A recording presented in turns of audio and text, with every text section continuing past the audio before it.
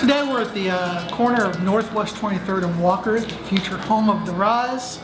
Johnathan, how long has it been now since you started working on this? Oh gosh, probably a couple years now, Steve. Time gets away. There were 3 buildings you knew that you were buying on this corner. Which one did you really know as far as what the facade looked like? The only one that and as things have turned out, was just the pump, just the gas station, and because it was obvious.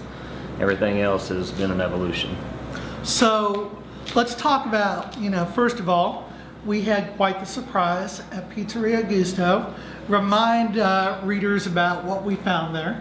Well, there was probably a 20s vintage Art Deco facade that was, I would say, about 90% intact, and it was a surprise to everyone to unearth it. No one knew it was there, and so it was an exciting find for sure. And this project has been a series of those, as you well know, Steve. And every time we find one of those, it slows us down a little, and we've got to figure out what to do and how to incorporate it into the design and all of those things. So it's worked on our time frames a little, but this project is amazing.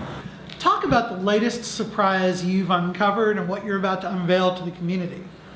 Well, I know very little about design. I have architects and design professionals who tell me, but I guess this facade that we found now is a streamlined modern, I think it's called, and it's across the 3 westerly buildings of this, and it is 99% intact, I would say, and it's absolutely gorgeous, amazing.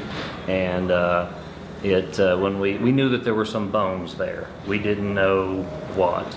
So when we uncovered it and found out what it was, we really had to stop and think for a minute and figure out how and what to do to make sure it was preserved correctly. Obviously, that's critical.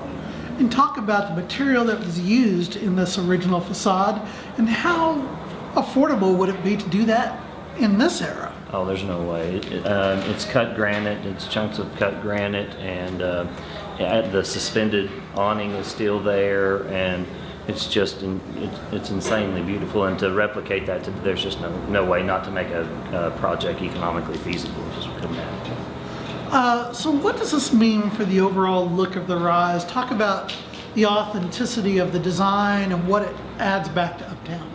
Well, we had seen, as I said, some bones that were left in there. So we knew a few elements, and we tried to put that into our design. So if in fact we were able to maintain those with our demolition and all of those things, that it would already be part of our design.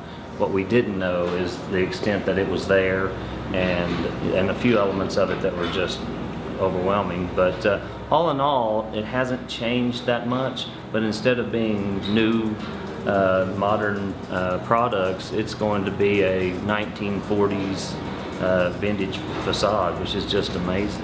We're still looking at early summer to start having tenants in this place. I know it doesn't look like it today, but things will move fast when we get complete control and can move at our own pace.